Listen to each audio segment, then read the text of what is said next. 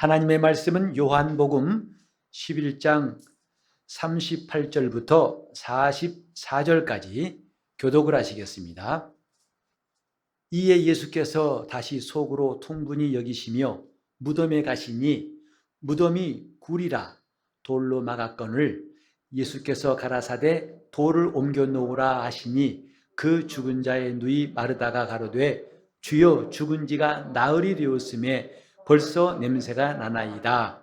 예수께서 가라사대 내 말이 네가 믿으면 하나님의 영광을 보리라 하지 아니하였느냐 하신대 돌을 옮겨 놓으니 예수께서 눈을 들어 우러러보시고 가라사대 아버지여 내 말을 들으신 것을 감사하나이다.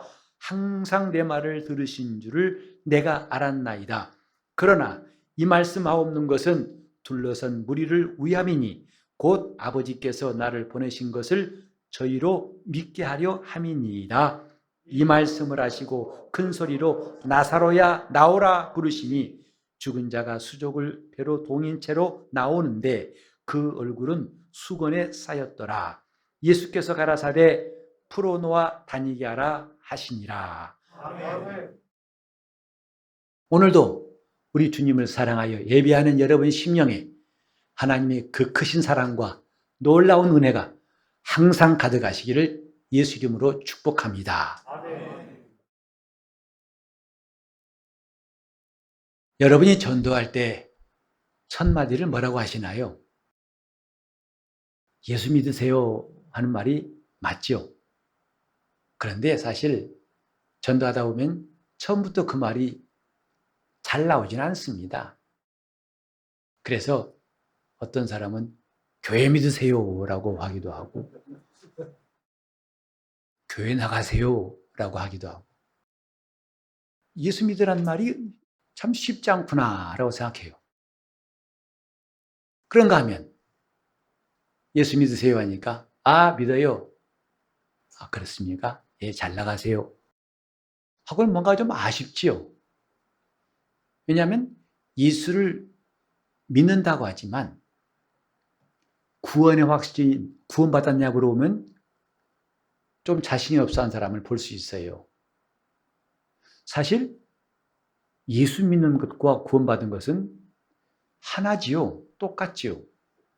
근데도 예수를 믿는데 구원 받았나? 나가신 분도 있어요. 그래서 재차 물어볼 때 구원의 확신이 있으세요? 그러면 많은 사람들이 얼굴이 경직됩니다. 구원의 확신? 그게 뭐예요?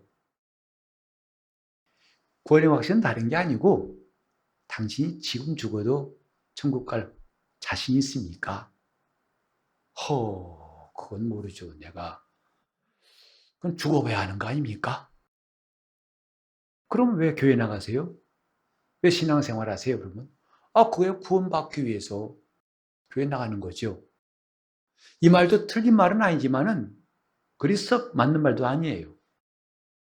우린 구원받기 위해서 교회 나가는 게 아니에요. 구원받은 자들이 신앙생활하는 것이지 순서가 바뀌면 아주 곤란해집니다. 그래서 과연 천국에 갈 확신이 있는가? 라고 자신에게 물어보면은 자신 있는 분도 많겠지만 그렇지 않은 분도 있을지 몰라요. 과연 내가 천국 갈 수 있을까? 내가 나를 돌아봐도 내가 살아온 것 봐도 믿는 사람 같게 살아온 것보다는 그렇지 않은 게 더 많아서 주님이 과연 나를 그날 어서 오라 하고 환영하실까? 아니면 그날에 너 아니야 하고 문이 닫히면 어떻게 할까? 여러분 혹시 그런 고민해 보신 적 있으세요? 구원받는 거 그거 아무것도 아닌 것 같지만은 성경에는요 이 큰 구원이라고 했어요. 히브리서 2장 3절 4절에 보면 이 큰 구원을 등한히 여기면 어찌 피하겠느냐. 구원 아무것도 아닌 게 아닙니다. 굉장히 중요합니다. 그래서 예수 믿는 사람들이야말로 구원에 대해서는 누구보다도 확신을 가져야 한다고 생각합니다. 하지만 당장 내가 지금 천국에 들어갈 수 있을지 없을지는 여러 가지로 자신이 없다고 할 수 있고 확실하게 답할 수 없을지 몰라요. 하나, 오늘 우리가 이 말씀을 통해서 지금 당장 구원받은 사실에 대해서 확신할 수 있는 기회가 되길 바랍니다. 이 본문은 우리가 주님의 구원받은 것을, 곧 예수께서 우리를 구원하신 것을 한 폭의 그림처럼 보여주는 말씀이에요. 구원이 막연하고 긴가민가하고 그렇다면 그렇고 아니면 아니고 이런 게 아니라 야, 구원은 이런 거구나 하는 것을 단적으로 확실하게 분명히 보여주신 말씀이 바로 이 말씀이에요. 본문은 나사로를 주님이 살리신 말씀이죠. 구원이라는 것은 한마디로 말하면 나를 살리신 거예요. 내가 구원받았다 하면 다른 말로 하면 나는 살았다 이 뜻이에요. 구원은 받았는데 주님 나를 살리신 것은 잘 모르겠다.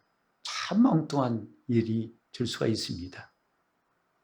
가끔 이제 상담할 때 이런 경우가 있어요. 예수 믿으시죠? 네. 그러면 내 죄 사함 받으신 거 믿으시죠? 아, 그럼요. 그럼 지금 나 죄 있어요, 없어요? 내가 죄인이에요, 죄인이 아니에요? 죄인이요, 그러더라고요. 아니, 죄 사함 받았다며요? 네. 그럼 나 죄인이에요, 죄인이 아니에요? 죄인이에요. 끝없이 이 문답이 이어질 때 참 갑갑함을 느껴요. 분명히 죄 사함 받았다 해놓고 자기는 죄인이라고 그래요. 물론 그 심정은 이해가 가요. 자기 볼 때 내가 죄인이 아니란 말을 할 용기가 없어서 그렇게 한 말은 이해합니다만 이것도 신앙에 혼란스러운 것은 사실이에요. 구원받았다. 다른 말로 하면 예수님 나를 살리셨다 이 말이죠. 이 본문은 예수께서 나사로를 살리신 말씀이에요. 오늘 우리가 예수 믿는 것은 그분이 우리를 죄에서 구원하시고 우리를 살리신 것을 믿는 겁니다. 에베소 2장 1절 이하도 나와 있죠. 너희 허물과 죄로 죽었던 너희를 살리셨도다 했어요. 그리고 이 구원을 너희에게 은혜로 주셨다고 그랬죠. 이건 너희 행위에서 난 것이 아니요 하나님의 선물이라. 구원, 아주 간단히 말합시다. 나를 살리신 거예요. 그래서 이 말씀을 우리가 집중하게 되는 것은 정말 내가 믿는 신앙이 바로 이런 것이라는 것을 제대로 더 설명할 필요가 없이 확실히 볼 수 있는, 시청각으로 볼 수 있는 것이 바로 이 말씀이 아닌가 생각합니다.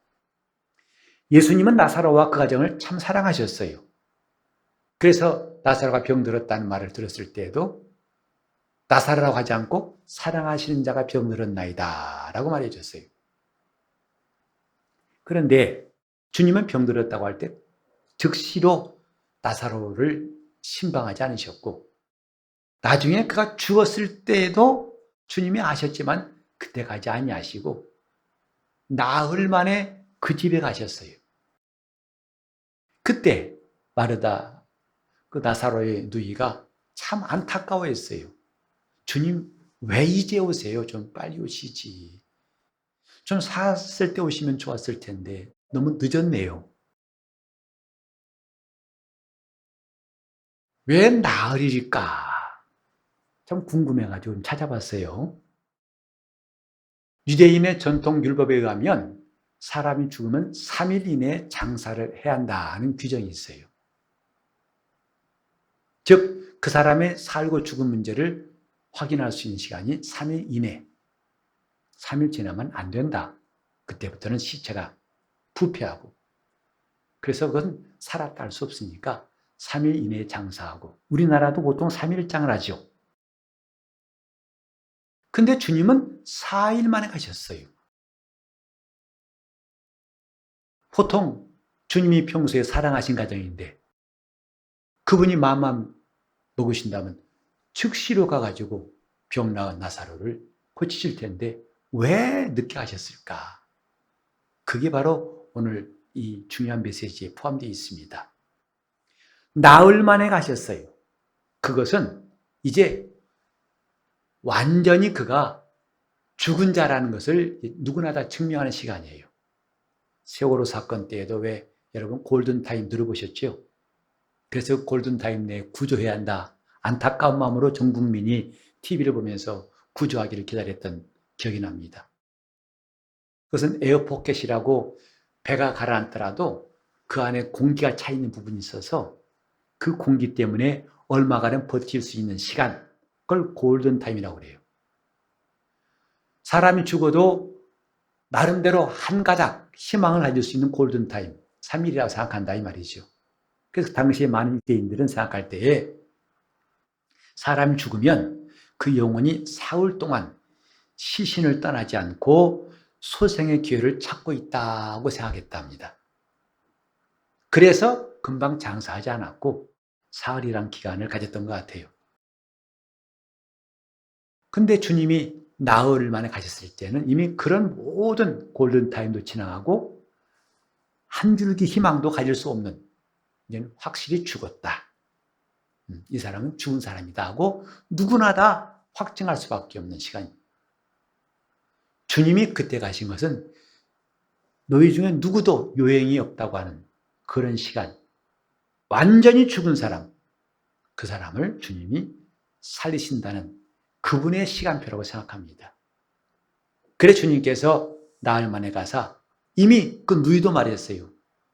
주님 냄새나요. 썩은 냄새나는데 뭘로 돌을 옮겨 놓으라 하세요. 그 쓸데없는 일입니다. 라고 말할 수밖에 없던, 그건 마르다뿐만 아니라 모든 사람의 공통적인 의견이었습니다마는 주님은 돌을 옮겨 놓으라 하고 말씀하신 다음에 큰 소리로 나사로야 나오라 하고 부르셨어요.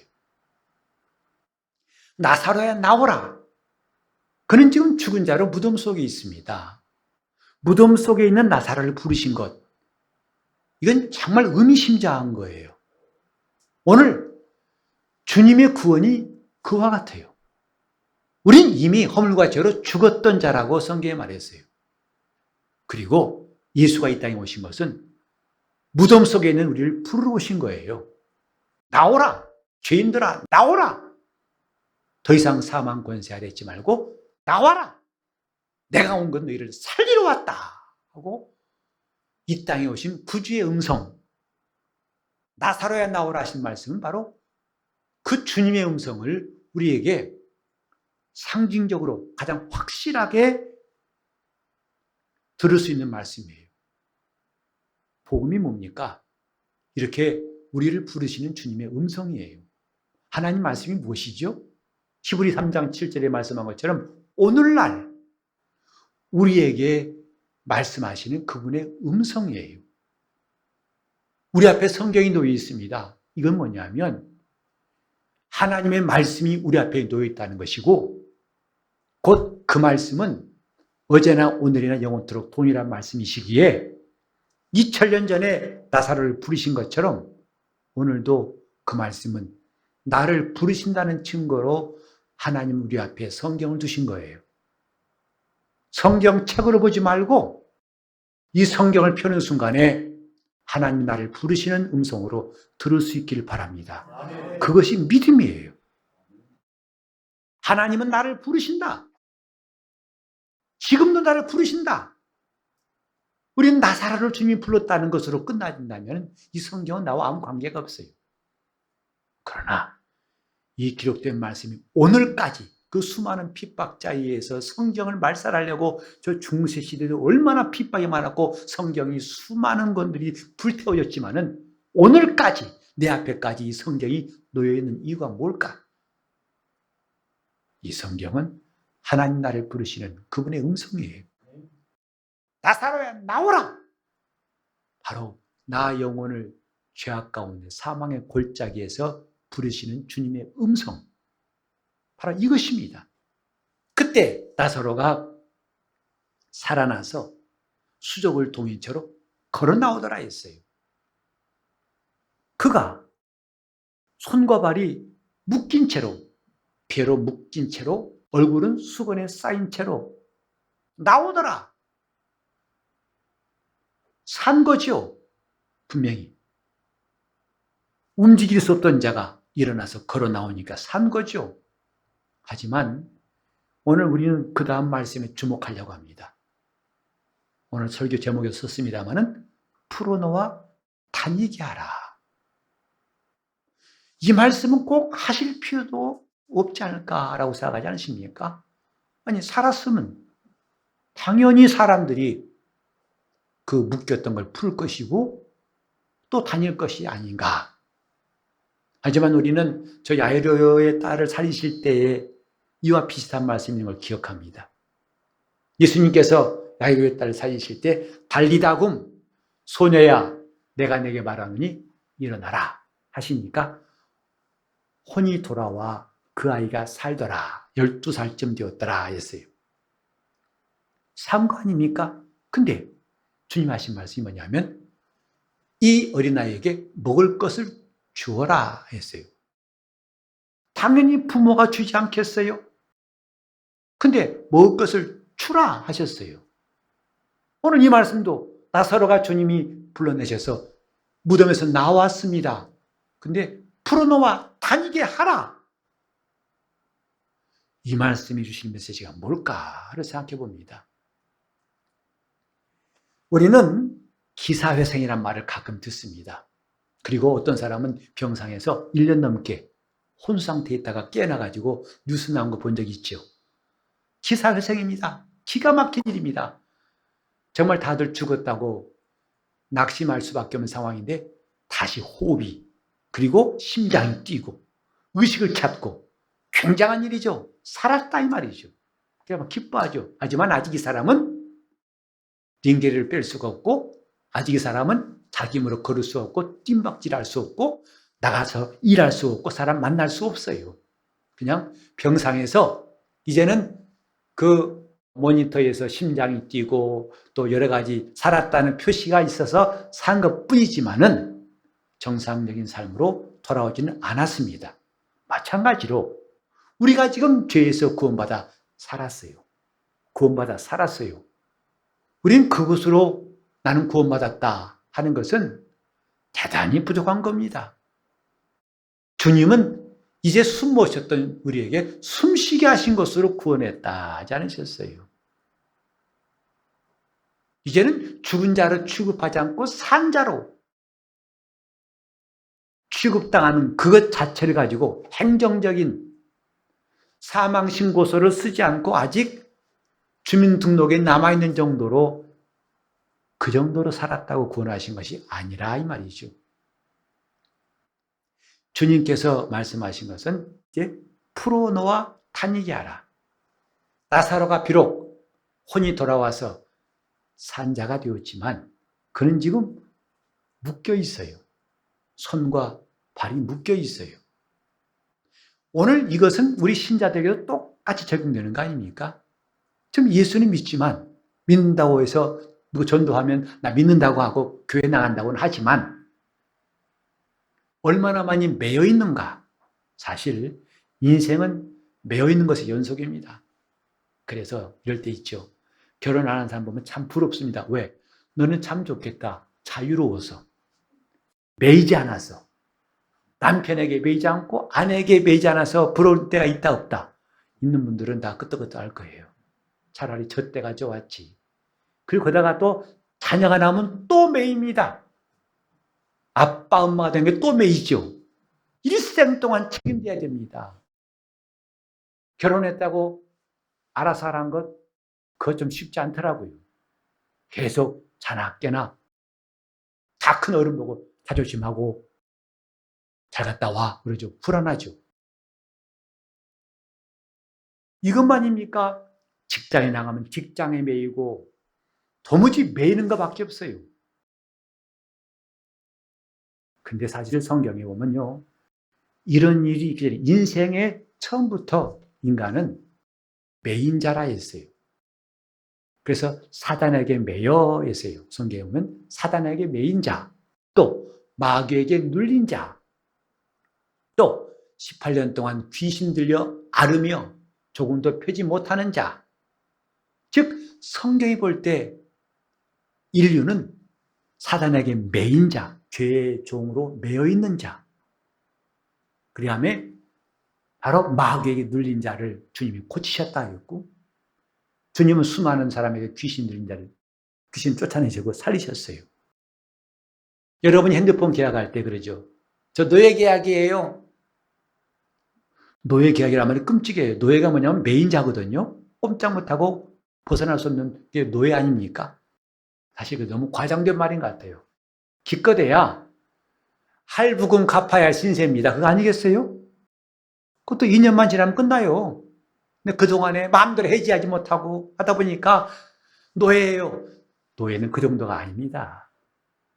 그럼 2년만 지나면 해방됩니다만은 성경은 일생 매어 종노릇하는 자들을 놓아주시려고 예수께서 우리와 같은 사람으로 오셨다고 히브리서 2장 14절과 15절에 말씀했어요.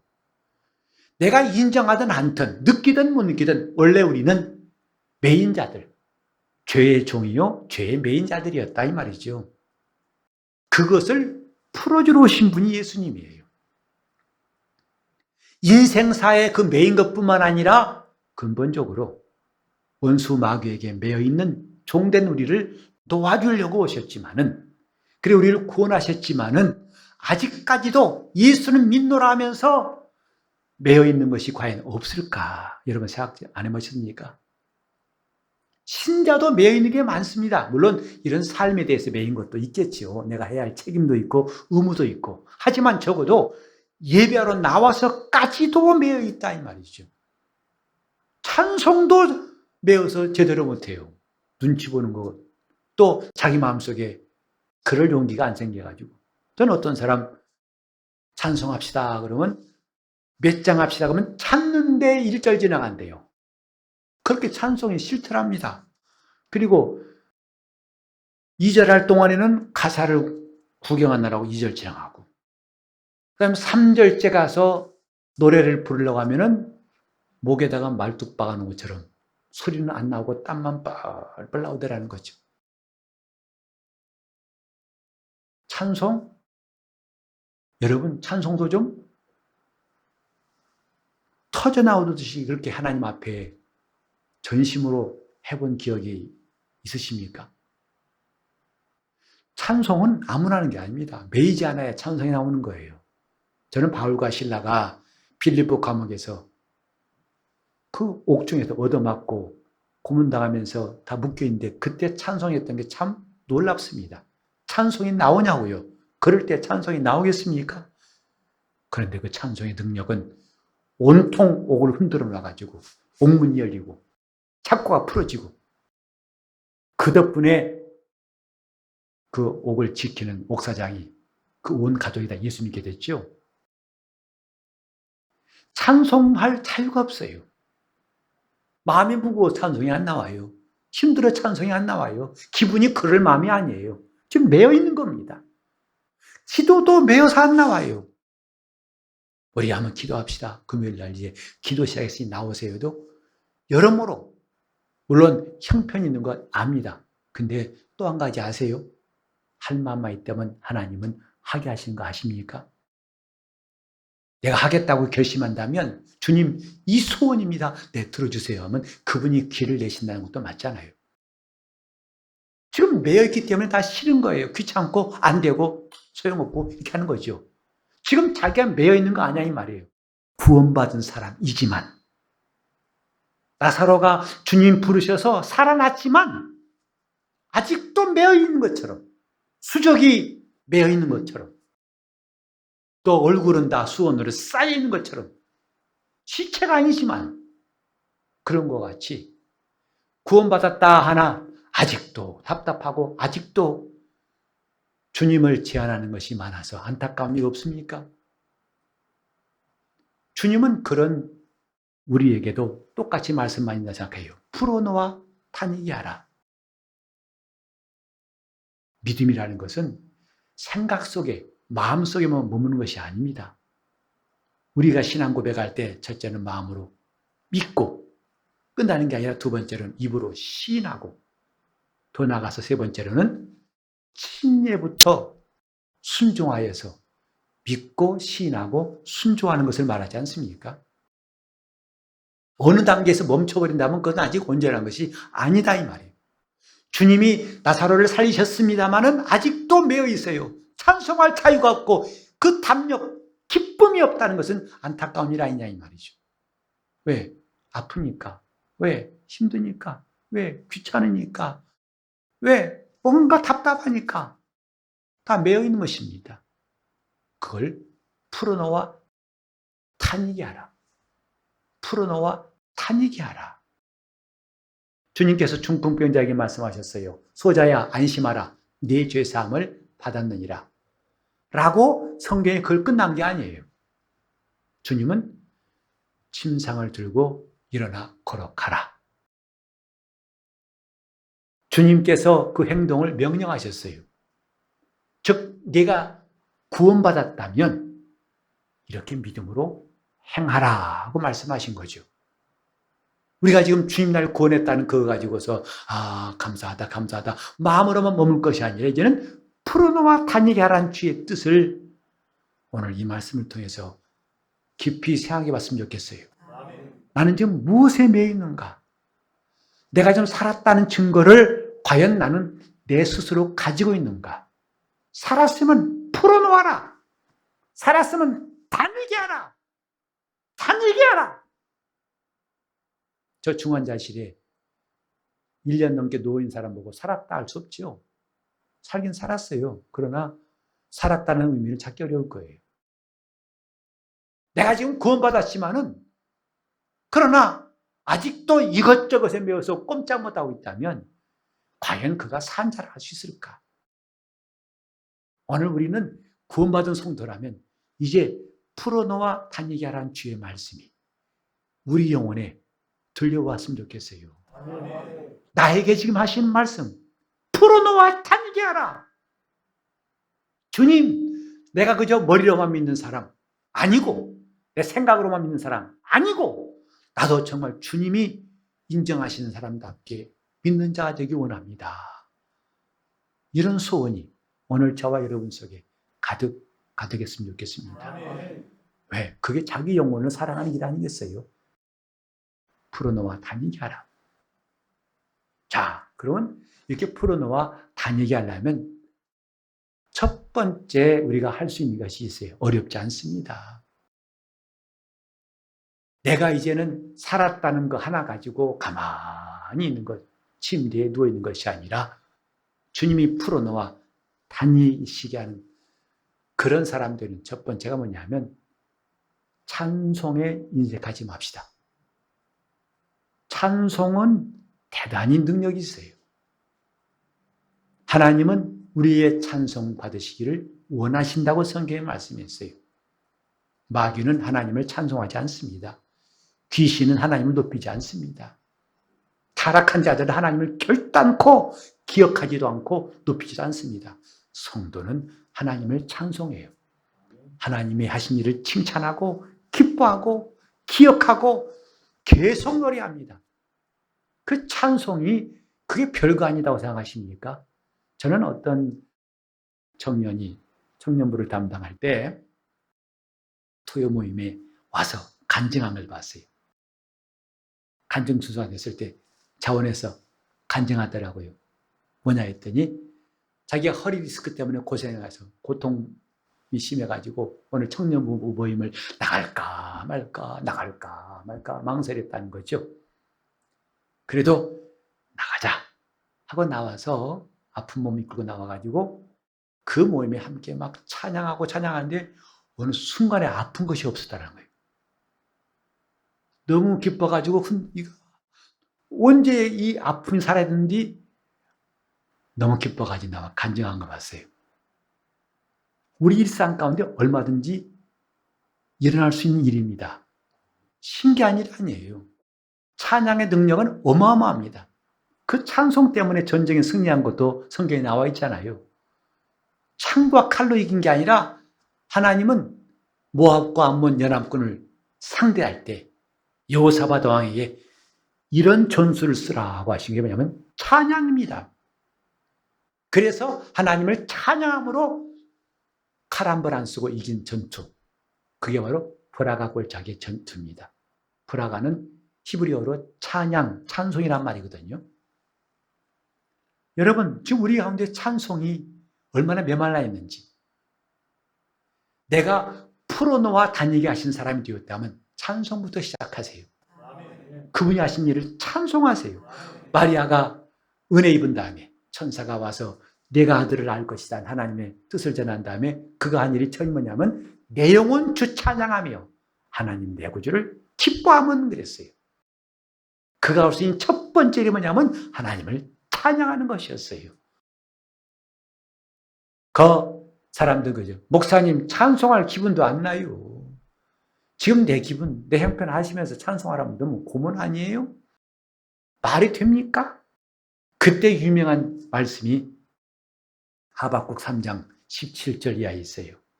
비록 무화과 나무 잎이 마르고 감람나무 열매 끝이고 논밭에 식물이 없고 우리의 양떼 같고 외양간에 송아지가 없을지라도 난 구원의 하나님을 인해서 기뻐하고 즐거워하리로다. 성경은 찬송할 때에 어떤 조건을 말씀하지 않습니다. 하나님은 찬송 가운데 거하신 분이라고 그랬죠. 우리는 이게 너무 찬송에 인색하지 않도록 하자 이 말이죠.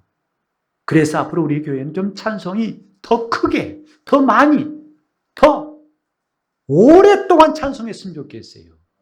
저는 찬송가 중에서도요, 5절까지 있는 거 보면 기분이 좋아요. 그래서 저는 일부러 그런 걸 택할 때 있어요. 저 높은 곳을 향하여도 그렇고 은혜 구한 내게는 그 4절이구나. 그리고 몇 군데 찬송이 있는데 반대로 어떤 분은 제가 그 찬송 그러면 안색이 바뀌어요. 저걸 다 불러? 이런 거예요. 전 그때만 또 다시 한번 그러거든요. 그러면 사람 환장하죠. 몇 절이에요? 10절입니다. 우리 마음속에 하나님을 찬양하는 것부터가 내 영혼, 구원받은 내 영혼이 풀어놓아 다니는 첫 번째 단계예요. 찬송합시다. 정말 목사가 여러분 앞에서 여러분 힘써 찬양합시다. 손뼉이 불나게 안 해도 스스로 불내세요. 우리는 찬양에 인색할 이유가 없어요. 왜? 구원받은 자라면. 찬양에 인색할 필요가 없어요. 저는 어디 갔다 이거더라고요. 목사님 지금 코로나 시기 때문에 찬송 금지입니다. 설교만 해두고 가세요. 그러더라고요. 찬송 못하는데 왜? 함께 노래 부르면 그것도 코로나 문제가 생기기 때문에. 저 이북에서는 찬송을 예배 때 공공연히 할 수 없어요. 지하교에서 무슨 찬송을 합니까? 찬송하니 흉내만 내는 거죠. 오늘 여러분 그런 제한 없잖아요. 왜 스스로 제한하십니까? 따라합시다. 찬송에 인색하지 말자. 정말 입에 불나게 손바닥에 불나게 해보세요. 그건 내 영혼 이제부터 풀어놓아 다니게 하신 하나님의 능력이라는 것을 경험하는 첫 단계예요. 두 번째로 우리가 풀어놓아 다니시게 하는 사람들이라면 우리는 하나님 말씀을 순종할 때마다 그 순종할 때 주저하지 말자 이 말이죠.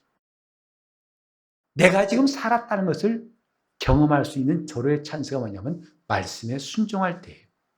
그때 우리는 정말 내가 살았구나 하는 것을 경험할 수 있어요. 누가 수백 편, 수천 편의 설교하기인 것보다 더 확실한 것, 내가 말씀을 순종하고 보니까 와, 내가 살았구나. 내가 지금 이제는 매이지 않고 풀어놓아 다니고 있구나 것을 느낄 수 있어요. 이것은 움직여본 사람만 알아요.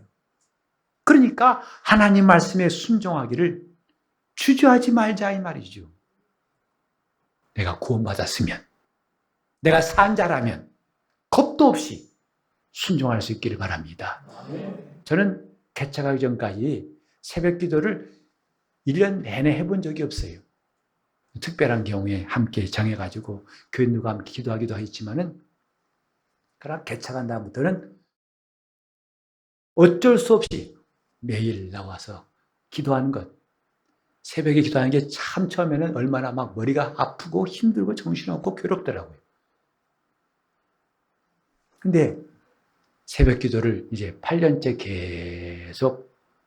계속 하다 보니까 내 마음속에 담대함이 생기는 걸 알 수 있어요.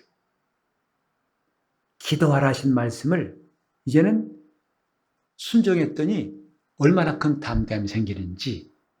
그러니까 전에는 그냥 성경에 있으니까 하나님 당신을 도우실 것입니다. 이건 될 것입니다. 이제는 담대하게 말할 수 있어요. 하나님 당신을 확실히 도우실 것입니다. 당신을 낫게 하시고 당신을 이렇게 형통케 하시고 응답하실 것입니다. 이게 빈말이 아니라 내 자신부터가 그걸 느낀다면 담대함이 생겨요. 하나님이 우리에게 하신 말씀은 순종할 때 진가가 드러나고 그것을 체험할 수 있어요. 그러니까 이제는 오늘부터 순종하기를 주저하지 말자. 그냥 해요. 그냥 해보세요. 그냥 막 해보세요. 그냥 깨지든 말든 해보세요. 그때 하나님 역사하심을 내가 지금까지 묶여 있었고 이제부터 풀리는 것을 경험할 거예요. 세 번째로 뭐냐면 우리는 감사에 머뭇거리지 말자. 감사가 얼마나 중요한지는 여러분이 많이 들으셨을 텐데요. 감사는 뭐냐면 하나님이 주신 것을 내가 인정하는, 확증하는 사인 같은 거예요. 영수증 같은 거예요. 하나님, 이건 내 겁니다. 이 주신 응답은 이제 내 것이 되었습니다 하는 증표가 뭐냐? 감사예요. 내가 기도한 것을 하나님이 들으신 것, 응답은 이건 진짜 내 겁니다. 아담이 하와를 보면서 이는 내 뼈 중에 뼈요 살 중에 살이라고 이름 지어버린 것처럼 감사는 내 것이라고 이름 짓는 거예요. 이제 신학기철, 이번 주가 학교마다 개학하지요. 근데 이제 새로 학교 들어갈 때, 어렸을 때 그런 기억이 나요. 초등학교 때 새로운 교과서, 새로운 노트 하면은 제일 먼저 뭐 써요? 자기 이름 써요. 몇 학년, 몇 반, 몇 번 누구. 신발 주머니도 이름표부터 만들어 놓죠. 왜? 내 것이라는 표시라는 거 아니겠습니까? 감사가 뭐냐? 바로 딱 그거예요. 내 것이라고 이름 짓는 것. 그러니 그저 하나님 앞에서 내가 얻은 것은 빠짐없이 감사하는 것. 그때야말로 내가 더 이상 내 욕심에 매이지 않고 환경에 매이지 않고 주님 말씀에 의해서 자유롭게 다니는 사람, 풀어놓아 다니는 사람이 되었구나 하는 것을 경험할 수 있습니다. 우리 모두 이제부터 풀어놓아 다니게 하신 주의 뜻이 여러분 영혼에도 이루어질 수 있기를 예수 이름으로 축원합니다. 함께 기도하실 때 주님 이제 내가 살아싸우니 풀어놓아 다니게 도와달라고 이제 그 말씀 앞에 찬송과 감사와 순종이 시작될 수 있도록 통성으로 기도하시겠습니다. 하나님 아버지, 우리 주님 앞에 감사 없는 것, 나를 살리신 이 은혜를 인하여 감사를 드립니다. 하나님 아버지, 예수를 이 땅에 보내사 사망 아래 있어서 마귀에게 매여 영영 죽을 우리를 살리시고 구원하심을 감사합니다. 나사로를 살리신 것이 우리를 구원하시는 주님의 역사를 눈으로 보듯이 우리가 깨닫고 믿고 이제 풀어놓아 다니게 도와 주시옵소서. 하나님 아버지, 지금까지 웅크렸던 심령 일어나게 도와 주시옵시고 주님의 빛이 우리 영광, 주님의 영광이 임하게 도와 주셔서 다 일어나서 주님을 사모하고 주님 찬송하기를 주저하지 않고 입이 터져나오게 도와 주셔서 주님을 기쁘시게 할 수 있도록 역사하여 주시옵소서. 주님, 어린아이부터 어른까지, 어른부터 어린아이까지 우리 교회는 하나님 말씀이 살아 역사하시는 교회가 되게 하여 주시옵시고 조금도 주님을 향해서 나가는 발걸음에 주님께 순종한 일에 조금도 제한받지 않고 참 자유가 있도록 이제 주님께 의지하고 사모하오니 성령께서 역사하여 주시옵소서. 주님, 우리 교회 주님을 찬송하는 소리가 차고 넘치게 도와주시고 더 크게 찬송하게 도와주시옵시고 더 많이 감사하며 더 즉시로 순종할 수 있도록 역사하여 주시옵소서. 예수 이름 받들어 기도를 드리옵나이다. 아멘.